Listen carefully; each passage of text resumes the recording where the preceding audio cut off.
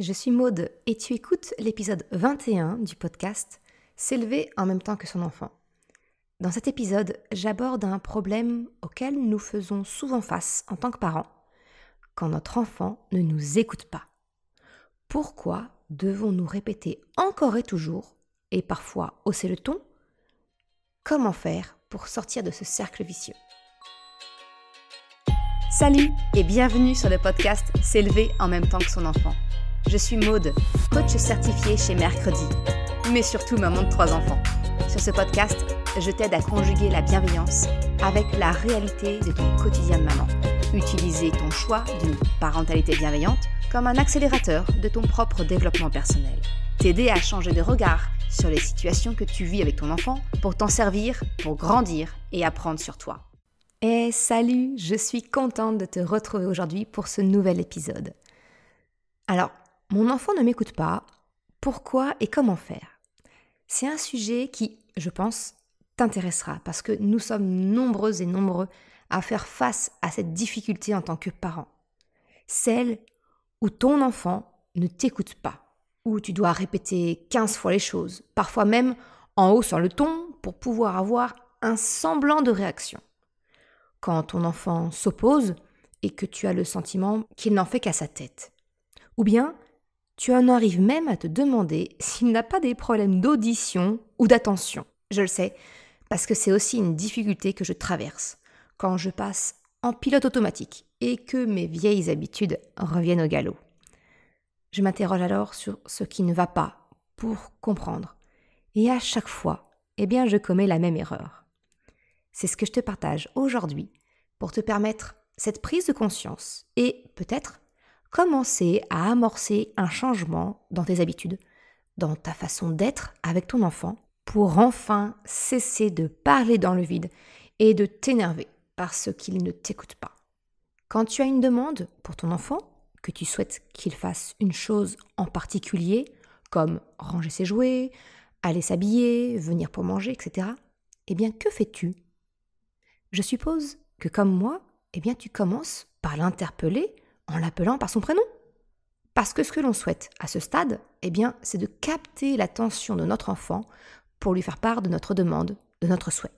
Si tu t'es un peu renseigné sur la parentalité positive, tu as peut-être lu des conseils pour établir un contact visuel avec ton enfant, en captant son regard, en se mettant à sa hauteur, ou bien un contact physique, l'interpeller en posant une main sur son épaule, par exemple. Je me souviens que dans l'excellent livre d'Isabelle Filiosa, « J'ai tout essayé », elle recommande d'utiliser cette technique, même beaucoup plus tard, quand ils sont adultes, notamment avec la jante masculine, qui semble avoir plus de facilité de se connecter grâce à un contact physique que par une simple interpellation verbale. Ceci explique peut-être cela. Moi, je vais arrêter là parce que je vais me mettre à dos tous les papas qui m'écoutent. Mais bref, toujours est-il que quelquefois, ces petites astuces pour établir une connexion avec notre enfant, peuvent ne pas suffire pour entraîner une action et que l'on soit écouté. De la même façon que ton enfant, quand tu ne parviens pas à obtenir l'attention positive de sa part, tu auras alors recours à l'autre option. La recherche, bien inconsciente, mais la recherche de l'attention négative. Parce que le but premier, c'est de capter l'attention. Et tant pis si elle n'est pas positive. C'est exactement comme dans l'épisode bonus numéro 5, où j'aborde cette notion d'attention positive et négative. Je te mettrai le lien en description si tu souhaites aller un petit peu plus loin. Mais donc à ce moment-là, on rentre dans des stratégies d'impact plus ou moins négatives. Peut-être que quand tu formules une demande à ton enfant et que tu ne sembles pas avoir été écouté parce qu'aucune action ne s'en est suivie, peut-être que ton réflexe est probablement, comme moi, de répéter, voire de répéter en haussant le ton. Tu vas commencer à parler plus fort pour pallier à l'hypothèse où tu n'aurais pas été entendu. Ce qui peut être perturbant pour nous en tant que parents qui ayons fait le choix d'une parentalité positive, bienveillante, c'est de se rendre compte que quelquefois, le fait de hausser le ton permet d'obtenir satisfaction. C'est très frustrant parce que d'un côté, l'efficacité, elle est là, dans les faits. On constate régulièrement que le fait de hausser le ton fait réagir notre enfant. Il se met en action. Mais d'un autre côté, notre intuition nous alerte que ce n'est pas ce qui est souhaitable. Alors certes, le résultat est là, mais pas la manière. Sans parler du fait que si des proches autour de toi ne sont pas convaincus de ton choix d'une parentalité consciente, respectueuse de l'enfant, eh bien cela a peut-être tendance à confirmer tes craintes sur ton choix. Le fait est que ton intuition ne te trompe pas.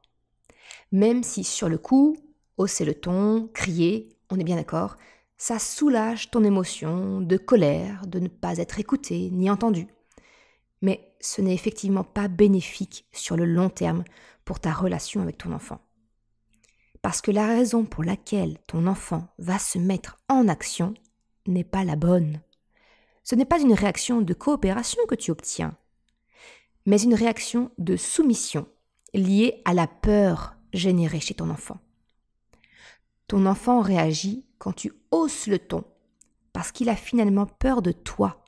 Son système d'alerte interne s'est activé. Vu comme cela, je pense que tu comprends facilement pourquoi ce n'est pas le bon moteur qui est engagé. Ça n'a rien à voir avec la coopération. La peur ne génère ni respect ni coopération, seulement de la peur et de la soumission. L'autre technique que nous utilisons en tant que parents, lorsque nous ne sommes pas écoutés, eh bien, c'est de reproduire un schéma que nous avons connu ou que nous voyons constamment autour de nous. C'est celui qui est basé sur les punitions ou bien les récompenses. Et oui, je mets les deux dans le même sac.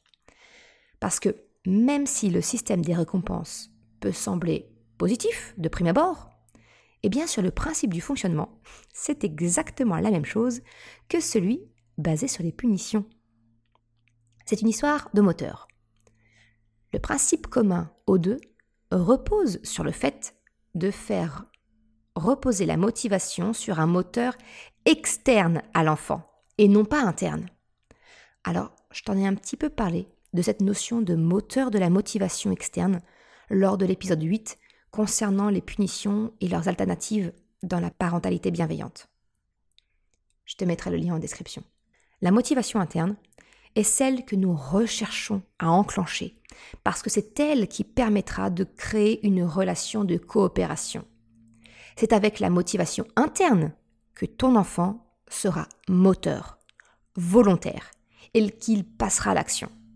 Quand tu menaces ton enfant de représailles, de punitions, de sanctions, eh bien tu déclenches une réaction chez ton enfant générée par la peur. Et oui, encore elle. Et donc, on est bien loin de la relation de coopération que tu souhaites. Mais si au contraire, tu proposes une récompense, une faveur, en retour de l'action de ton enfant, eh bien, c'est une carotte qui le fera bouger potentiellement. Alors certes, sur le moment, ça fonctionne. Mais le problème dans cette démarche, c'est que bien souvent, la carotte initiale que tu as utilisée, eh bien, elle finit par ne plus suffire. Le risque, c'est de rentrer dans l'escalade de la négociation. Comment feras-tu le jour où tu n'auras plus de carottes suffisamment alléchantes pour ton enfant ? Comment feras-tu pour obtenir son adhésion, sa participation ? Le risque, tu le comprends, c'est de te retrouver dans une négociation sans rien avoir à donner en échange. Et entre nous, ça ne montre pas non plus à ton enfant comment faire pour formuler une demande. Tu lui apprends juste, quelque part, une technique de chantage. Mais tu le comprends, et peut-être en avais-tu déjà conscience. Les punitions et les récompenses, elles sont finalement dans une vision assez court-termiste, je dirais. Certes, les résultats semblent être là, dans l'immédiat. Mais qu'en est-il de ta relation avec ton enfant sur le long terme ? Est-ce que les moyens de pression employés seront encore valables dans les années à venir, dans l'adolescence ? Que ce soit en termes de punition et de récompense. Auront-elles suffisamment de poids pour faire pencher la balance en ta faveur et donc pousser ton enfant à réagir ? Pour conclure cette première partie de l'épisode, une partie de la réponse quant à l'échec de ces techniques pour tenter d'établir le contact avec ton enfant et d'obtenir une réaction de sa part, eh bien réside dans le fait qu'aucune de celles-ci n'enclenche une coopération. De la peur, de la motivation externe, oui, mais rien ne stimule la volonté propre de ton enfant. Finalement, l'inaction de nos enfants et là je dis bien nous, parce que je m'inclus avec toi, quand j'oublie moi-même, prise dans mes vieux réflexes, à cause de la fatigue, d'émotions trop vives. Mais bref, quand on oublie, ça devrait nous alerter non pas sur leur comportement, le comportement de nos enfants, mais sur le nôtre. Pour être plus clair, le fait que notre enfant ne nous écoute pas et que l'on se sente obligé de devoir répéter ou de hausser le ton ne devrait pas être considéré comme une alerte sur le comportement de nos enfants, mais sur notre mauvaise manière de nous y prendre. Alors attention, tu le sais, loin de moi l'idée de te culpabiliser. Simplement, j'aimerais te faire partager ma vision. Quand aujourd'hui, il m'arrive encore, et j'avoue, souvent en ce moment, parce que je suis un peu fatiguée avec le rythme de la rentrée, mes projets professionnels, la saison, l'automne, la fin d'année qui approche, et je pense qu'on est nombreuses et nombreux dans ce cas. Mais aujourd'hui, il m'arrive encore de me rendre compte que je suis obligée de hausser la voix. Eh bien alors, je prends un moment pour me rappeler que ce n'est pas de la faute de mes enfants, mais c'est la mienne. Car ma façon pour me connecter avec mes enfants, pour leur formuler une demande, n'est pas la bonne. Parce que finalement, si tu réfléchis bien, quand tu demandes à ton enfant d'aller s'habiller, de ranger ses jeux, de venir à table, ton enfant, lui, il est en train de faire quelque chose d'autre. Et même si cela ne se voit pas, peut-être est-il en train de penser à quelque chose. Son esprit est connecté à quelque chose de totalement différent de ce que tu lui demandes. Et bien nous, parents, on arrive comme un cheveu sur la soupe, lui demandant d'arrêter arbitrairement ce qu'il fait, à quoi il pense, pour agir immédiatement à notre demande. Sans nous en rendre compte, c'est finalement très arbitraire et intrusif de notre part. C'est normal que notre enfant préfère rester dans sa bulle, dans son monde, et continuer ce qu'il est en train de faire, plutôt que de tout lâcher pour répondre à notre besoin. C'est finalement totalement humain.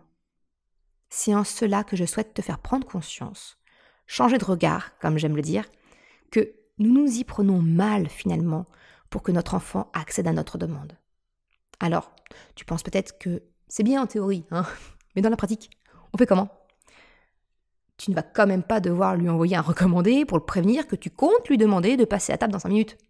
Non, mais j'y arrive, parce que tu le sais, je ne vais pas te laisser ainsi avec une jolie théorie, mais impossible à mettre en œuvre. Non, je vais te partager mes solutions. Mais comme toujours, je souhaite t'amener vers une prise de conscience pour pouvoir mieux te proposer une vision différente, sous un autre angle. Quand tu fais une demande à ton enfant, quand tu souhaites qu'il t'écoute, entre guillemets, eh bien c'est finalement toi qui es en demande. Ton enfant, il n'a rien demandé. C'est donc à toi de faire l'effort de connexion. C'est à toi de faire en sorte que ton enfant soit en mesure de t'écouter. Quand tu lui cries depuis la cuisine que c'est l'heure de passer à table, quand tu lui intimes l'ordre de ranger alors que ton enfant est en train de jouer, tu ne crées aucune connexion. Tu donnes des ordres. Tu n'es pas connecté à lui. Alors peut-être y a-t-il des fois où tu n'es même pas physiquement avec lui dans la même pièce. Et pourtant, lorsque nous demandons à nos enfants quelque chose, nous avons tendance à nous offusquer de leur inaction, de leur silence. Alors que finalement, la demande, elle vient de nous, sans pour autant que nous nous en ayons donné les moyens. Et nous leur reprochons le fait de ne pas nous écouter. Si nous souhaitons l'attention de notre enfant, c'est à nous, adultes, d'entrer en interaction avec l'enfant pour créer une connexion avec lui. Et donc, cela signifie un changement dans notre façon de faire. C'est abandonner les ordres, les demandes, pour passer sur un mode de connexion, de connivence, je dirais même. Et ça, ça demande du contact. Pas un contact physique ou visuel, même si cela peut t'aider, mais un contact dans le sens de relation, une communication. Parce que finalement, si tu regardes bien, la communication, elle est bidirectionnelle, alors qu'une demande ou un ordre, c'est unidirectionnel. Ce que je te propose donc, comme changement dans ta façon de faire, c'est d'établir une connexion avec ton enfant quand tu lui fais une demande, quand tu souhaites qu'il t'écoute, en passant par l'établissement d'une vraie communication bidirectionnelle. Et une connexion par la communication, ça se construit en 2 temps, se connecter et formuler sa demande. On va voir ça maintenant en détail. Alors, se connecter. Se connecter avec ton enfant, cela signifie d'activer le lien d'attachement qui vous relie avant de formuler toute demande. Cela passe par le fait de se connecter à ce que fait ou pense ton enfant. S'il est en train de jouer, se connecter, c'est de s'intéresser à ce qu'il joue. Entrer dans le monde de ton enfant pour partager cette intimité avec lui. Finalement, ça revient à entrer dans sa bulle pour pouvoir l'aider, l'accompagner à en sortir quand tu formuleras ta demande. Lorsque tu formules ta demande sans avoir pris le temps de partager avec lui, ni de l'accompagner pour en sortir, c'est un peu comme si tu arrivais avec une aiguille pour la lui crever et lui demander de venir maintenant dans la tienne. Tu le comprends, c'est une façon de faire finalement beaucoup plus violente que celle qui consiste à entrer dans sa bulle et de l'accompagner vers la sortie. Si ton enfant semble ne rien faire, le risque, c'est une projection de pensée. Tu sais, c'est une des distorsions cognitives dont je t'ai parlé dans l'épisode 4, qui parle des 2 raisons pour lesquelles toi et ton enfant, vous ne vous comprenez pas. Encore une fois, je te mets le lien en description. Mais dans ces cas-là, tu vas peut-être t'imaginer qu'il ne fait rien et que donc il est tout à fait disponible pour ce que tu lui demandes de faire. Sauf que, même s'il ne semble pas physiquement en train de faire quelque chose, il est peut-être dans ses pensées et donc dans sa bulle, que tu fais éclater comme une bulle de savon en formulant ta demande. Ce que je te propose, c'est d'entrer dans sa bulle avant de formuler ta demande. Toujours dans cette idée de pouvoir ensuite l'accompagner vers la sortie, en douceur, pour lui faire part de ta demande. Cela peut être par exemple t'asseoir à côté de lui. Pour le coup, le contact physique va peut-être aider la connexion quand une personne est dans ses pensées. Ça peut être de poser une main sur son dos ou sa cuisse, lui demander s'il va bien, à quoi il pense. En fait, c'est lui demander de t'ouvrir son monde imaginaire en montrant de l'intérêt pour sa vie intérieure ou ses jeux. Tu le comprends donc. Se connecter, c'est finalement s'intéresser à ce que fait ou pense ton enfant. C'est le premier pas dans la communication bidirectionnelle, parce que tu lui demandes de te partager son monde. Cela vient de ton enfant dans ta direction. Alors, cette connexion, elle n'a pas besoin de durer plusieurs minutes. Déjà que nos journées ne sont pas assez longues, loin de moi l'idée de te conseiller de rentrer dans un processus qui va te grignoter quelques précieuses minutes. Encore une fois, la qualité prime sur la quantité. C'est l'histoire de quelques secondes. Et évidemment, si tu as un peu plus de temps devant toi, il est toujours bon de prendre du temps pour créer une connexion plus profonde avec ton enfant, afin qu'il se sente réellement écouté, intéressant à tes yeux. Tu lui donnes de l'attention positive, toujours cette attention. Mais ça n'a pas besoin d'être reproduit à chaque fois. Parce que créer une connexion plus profonde, de temps en temps, ça permet de raviver ce sentiment chez ton enfant dès la plus minime des connexions. En quelque sorte, tu entretiens la flamme, tu jettes une bûche de temps en temps, c'est rapide. Et cela ne te demande pas plus de quelques secondes afin de réactiver ce lien d'attachement profond avec ton enfant. Et à partir de là, quand le lien est créé, tu peux passer à la seconde étape. Accompagner ton enfant vers la sortie de sa bulle pour entendre ta demande. Pour amener ton enfant à entendre ta demande, et donc être écouté, entre guillemets, il faut passer par une transition en douceur pour ramener ton enfant à sortir de sa bulle pour rentrer dans la tienne, où l'attend ta demande. En fait, il est souvent difficile pour les enfants de se désengager de ce qui les passionne.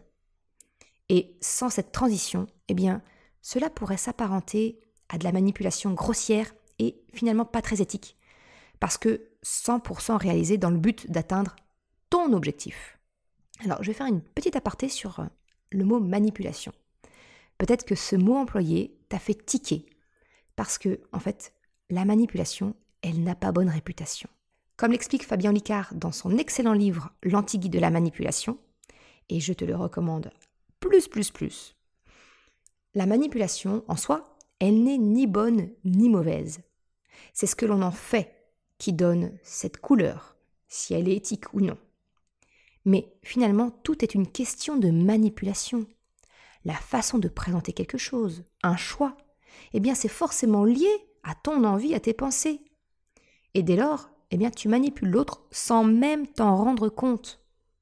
Donc oui, il s'agit bien de manipulation, comme dans n'importe quelle communication avec une personne. Le tout étant de savoir pourquoi tu le fais. Un but égoïste qui ne vise que ta propre satisfaction, ou un but partagé, ta satisfaction, mais qui est également bénéfique pour l'autre. Alors, si je reviens dans le cas de cet épisode, le bénéfice pour ton enfant, il n'est peut-être pas évident de prime abord. Tu penses peut-être que ta demande est égoïste parce que le fait qu'il vienne à table, maintenant, ou qu'il se lave seul, ça t'arrange, toi. Certes, mais c'est également bénéfique pour ton enfant parce que tu lui apprends, en te connectant à lui, comment faire pour sortir d'une bulle pour entrer dans celle d'une autre. Tu lui apprends également, par mimétisme, comment créer une interaction avec l'autre pour formuler sa demande. C'est donc très utile pour lui aussi, afin de savoir comment créer des interactions sociales avec les autres. Cette capacité qu'il développera et qui lui sera très utile maintenant, mais aussi tout au long de sa vie. Je referme cet aparté sur le mot manipulation qui t'a peut-être mis mal à l'aise. Pour en revenir au sujet, concrètement, comment faire cette transition en douceur ? Eh bien, c'est encore et toujours, j'ai envie de le dire, la recherche du compromis. Si ton enfant est en train de jouer, tu peux amorcer la transition en lui partageant tes émotions, ton ressenti sur ce qu'il t'a partagé. Tu trouves intéressant sa façon d'avoir agencé la ferme avec les animaux dans l'enclos. Tu trouves malin le fait d'avoir placé ce personnage à cet endroit, etc. Puis, tu vas lui expliquer ta demande, ton propre besoin. C'est l'heure de manger, on va bientôt passer à table. Tu es disponible maintenant ? Non ? Ok. Qu'est-ce que tu dois terminer pour pouvoir venir à table ? Tu rentres les voitures dans le garage pour qu'elles soient en sécurité pendant que toi tu viens manger ? Tu vois, c'est le moment où tu vas rechercher le compromis acceptable pour toi et pour ton enfant. C'est finalement cette souplesse que tu laisses à ton enfant qui clôturera cette communication bidirectionnelle. C'est une vraie communication parce qu'il y a un échange entre ton enfant et toi. Alors pour clôturer cet épisode, quand ton enfant ne t'écoute pas, eh bien j'aimerais que tu le prennes comme un signal pour toi et non pas pour ton enfant. Comme moi aujourd'hui, je te propose, c'est de changer de regard et te dire que c'est probablement ta façon de demander qui est en cause et non pas le refus de ton enfant de t'écouter. C'est donc d'adopter une approche différente pour formuler ta demande à ton enfant qui passe par la création d'une connexion. Alors si je dois résumer cette recherche de connexion en un plan d'action, ça donnerait quelque chose comme, en première étape, c'est d'entrer dans la bulle de ton enfant et écouter son monde. La deuxième étape serait d'accompagner ton enfant en douceur vers la sortie, en partageant ton ressenti, tes impressions sur ce qu'il t'a partagé. La troisième étape, expliquer justement ta demande. C'est la formuler. Et enfin, la dernière partie, eh bien, c'est de donner de la souplesse en cherchant un compromis acceptable. Tu as besoin de 5 minutes, de terminer ton livre, d'attendre que la voiture soit garée à sa place. Tu vois, c'est ainsi que tu obtiens la pleine et entière coopération de ton enfant. Tu ne lui imposes rien, tu formules une demande, vous trouvez un terrain d'entente. Dès lors, ton enfant est volontaire et a accepté l'idée. C'est un peu comme dans le film Vice Versa. Je ne sais pas si tu l'as vu ou si tu t'en souviens, mais à un moment donné, Colère suggère l'idée de la fugue à Riley. Et elle dispose de son libre arbitre pour accepter ou rejeter l'idée. Mais dès lors que l'idée est acceptée, eh bien alors, elle lui est propre. Cette idée lui appartient. Et c'est donc le moteur interne, le plus puissant, qui est activé. Le mot de la fin, j'aimerais te dire que ce qui fonctionne avec ton enfant, ce que je viens de te partager, eh bien, ça marche également avec toute autre personne avec qui tu es en relation. Famille, amis, proches, collègues. Essaye. Tu verras, ça change vraiment la façon d'entrer en relation avec les autres. Je te remercie d'avoir écouté cet épisode jusqu'à la fin. Tu retrouveras, comme d'habitude, une retranscription sur le site mercredi.com. Je te mets le lien en description de l'article. Si tu as aimé cet épisode, s'il t'a été utile, je t'invite à le partager, à en parler autour de toi. Ou si le cœur t'en dit, et si tu écoutes sur la plateforme d'Apple Podcast, eh bien c'est peut-être de me laisser une note 5 étoiles et un commentaire. Cela me permet de faire connaître le podcast et m'encourage à progresser. Un grand merci à celles et ceux qui prennent le temps de le faire ou de m'envoyer un message sur Instagram. Ça me fait vraiment chaud au cœur et c'est un puissant moteur pour moi. Je te souhaite une excellente journée, après-midi, soirée, quel que soit le moment où tu écoutes. Et je te dis à la semaine prochaine pour un nouvel épisode. Ciao!